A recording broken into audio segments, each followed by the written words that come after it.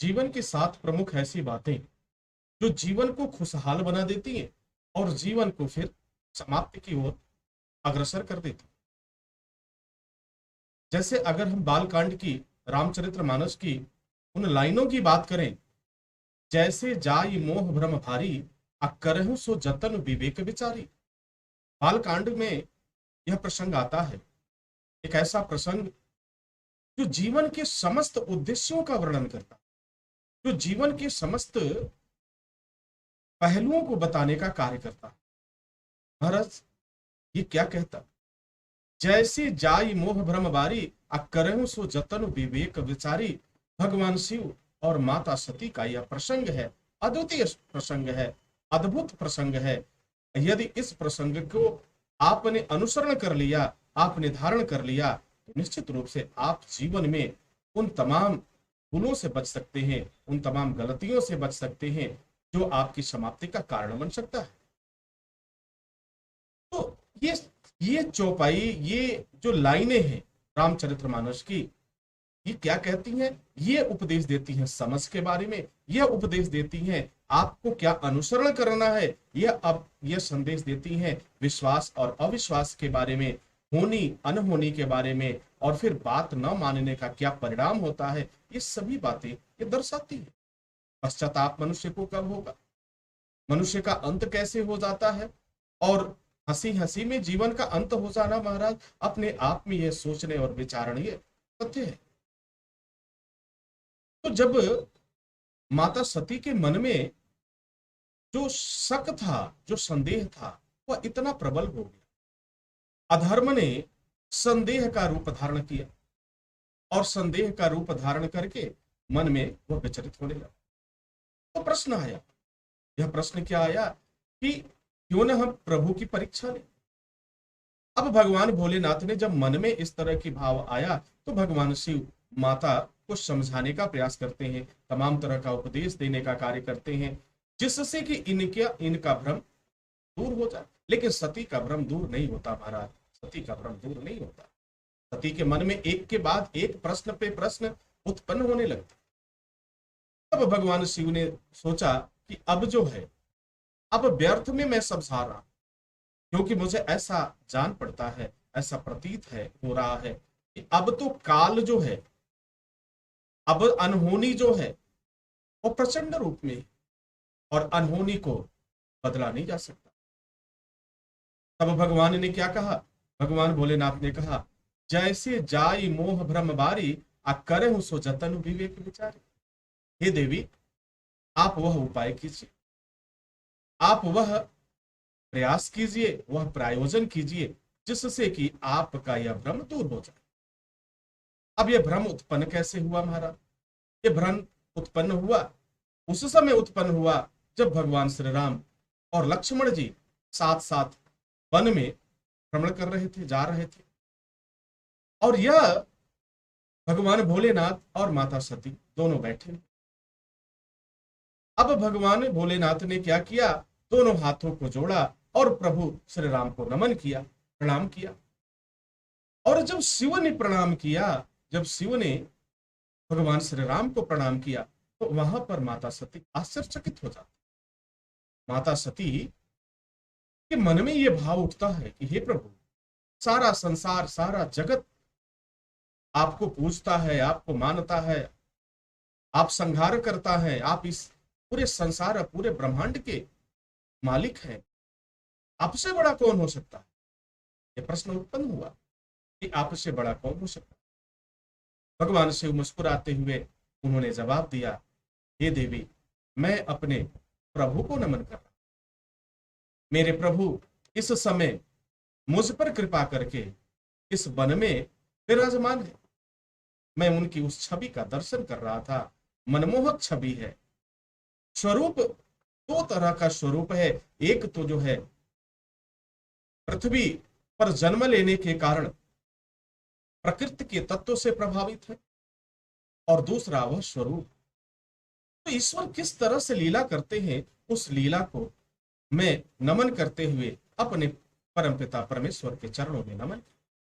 ये सती, इस संसार में मुझसे बड़ा भी कोई है? जो मेरा प्रभु है, जो मेरे भगवान है, जो मेरे ईश्वर है, उनसे बड़ा कोई भी नहीं। माता सती के मन में यह भ्रम और भी मजबूत होता गया महाराज, ये भ्रम और भी मजबूत होता।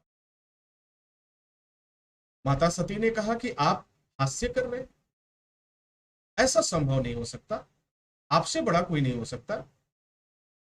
भगवान शिव ने कहा कि नहीं देवी, मुझसे ही बड़ा, और मैं सत्य कह रहा हूं।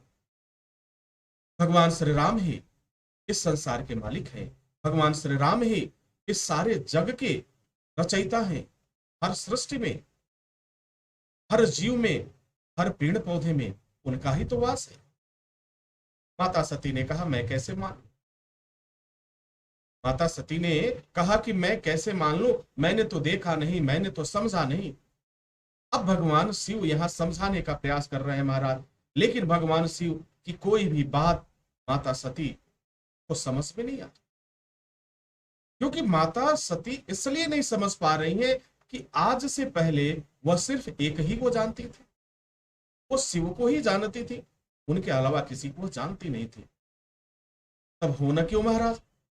अब परिस्थिति क्या बन रही है वहां पर? अब भगवान ने देखा कि मैंने हर जतन कर लिया, हर प्रयास कर लिया, लेकिन सती मानने के लिए तैयार नहीं है। सती मेरी एक भी बात को समझने के लिए तैयार नहीं है। अब मैं क्या करूं? तो भगवान शिव ने अपने मन में विचार किया कि जैसे लग रहा है कि यह कोई संकेत है। तब रामचरितमानस में बाबा तुलसी इसी बात को लिखते हैं, इसी प्रसंग को लिखते हैं महाराज। और क्या लिखते हैं? वही है सो जो राम रचि राखा, अको कर तर्क बटाऊं सोखा साखा।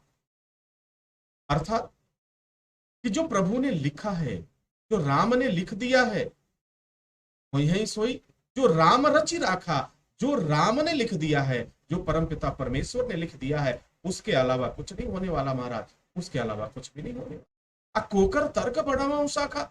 अब व्यर्थ की शाखा बढ़ाने की, व्यर्थ का विस्तार करने से कोई फायदा नहीं है। ये मन में विचार कर रहे हैं भगवान शिव, मन में विचार कर। अब मन में विचार करते हुए माता सती से कहते हैं कि हे देवी, अगर आपके मन में किसी तरह का शंका है तो आपको उसके लिए प्रयास करना चाहिए। और भगवान शिव क्या कहते हैं महाराज? जो तुम्हारे मन अति संदेह, जो तुम्हारे मन अति संदेह हो, अतो की न जाई परीक्षा ले। ये देवी, अगर मेरे कथन पे तुम्हें अविश्वास है, मेरे कथन पे तुमको भरोसा नहीं है, मेरी बात को तुम सत्य नहीं मान रही हो, तो क्यों ना तुम खुद ही परीक्षा ले लो।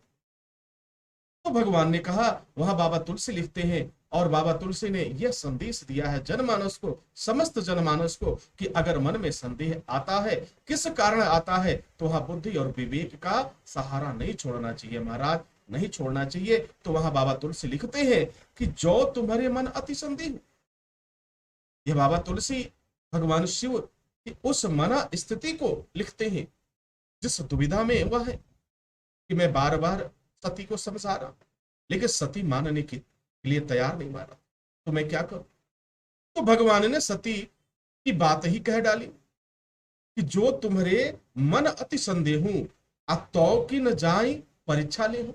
अगर मन में तुम्हारे संदेह हो गया है तो इसका एकमात्र उपाय है कि तुम परीक्षा ले लो, तुम जाकर के परख लो कि वास्तव में सच क्या है और झूठ क्या है।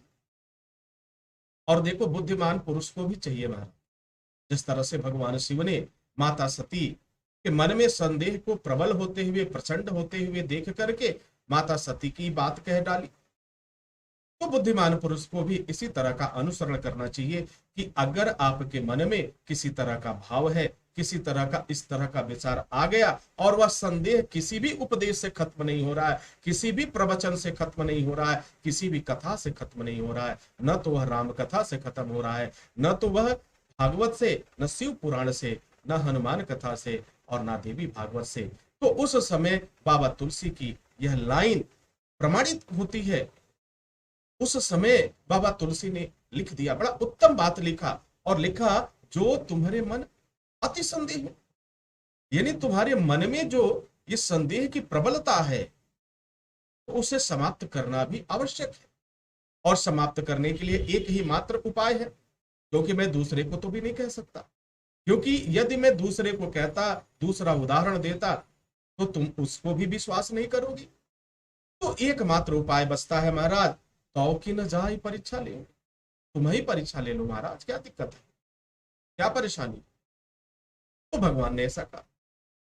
अब भगवान ने देखते हैं यहाँ पे संकोच कर रही है, माता सती संकोच कर रही है, तो फिर बाबा तुलसी भगवान शिव की उन विचार को लिखते हैं और क्या कहते हैं, जैसे जाई मोह भ्रम भारी, करहु सो जतनु विवेक विचारी।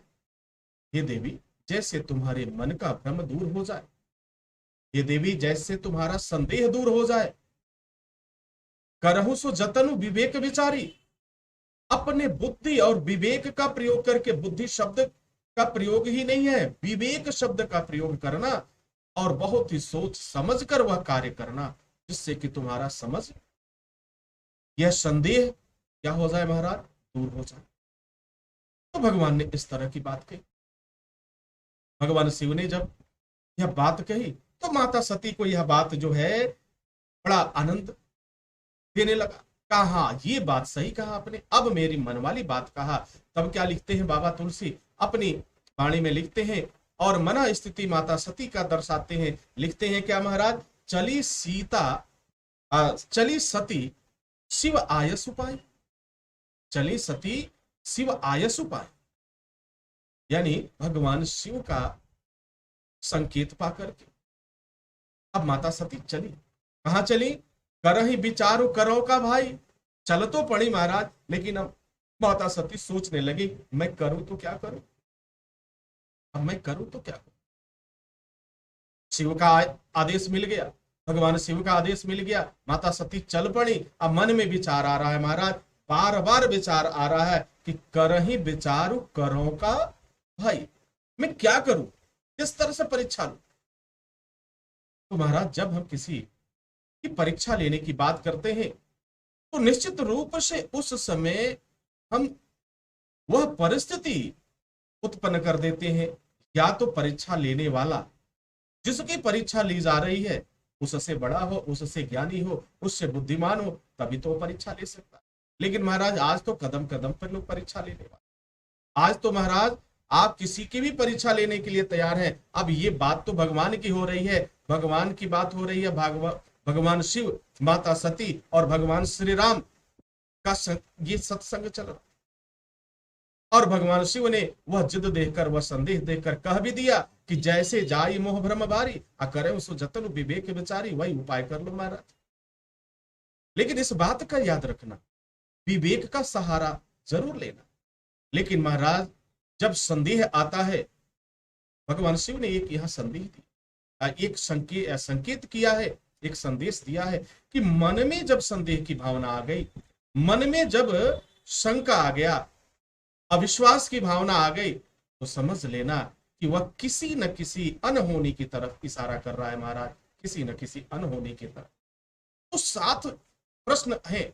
पहला, किसी बात को न समझना, अगर कोई बात नहीं समझता है, किसी उपदेश का उसके ऊपर असर नहीं पड़ता है, मन में अविश्वास बना रहता है, तो निश्चित रूप से वह क्या करता है, वह किसी अनहोनी को न्योता देता है, अनहोनी को निमंत्रण करता है। और यही माता सती ने की।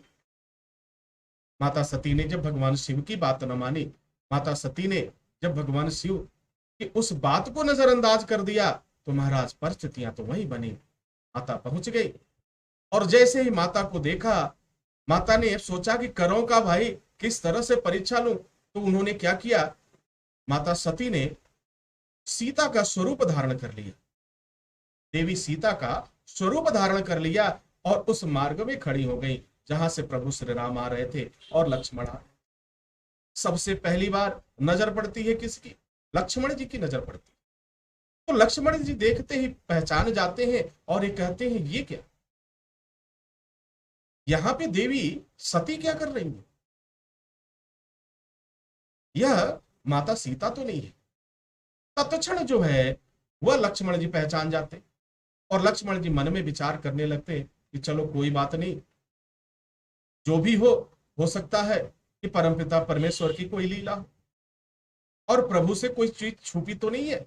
और उसी क्षण परमपिता परमेश्वर प्रभु श्री राम की दृष्टि जो है उस महिला पर पड़ती है जो सीता के स्वरूप में खड़ी है, जो कौन है? माता सती।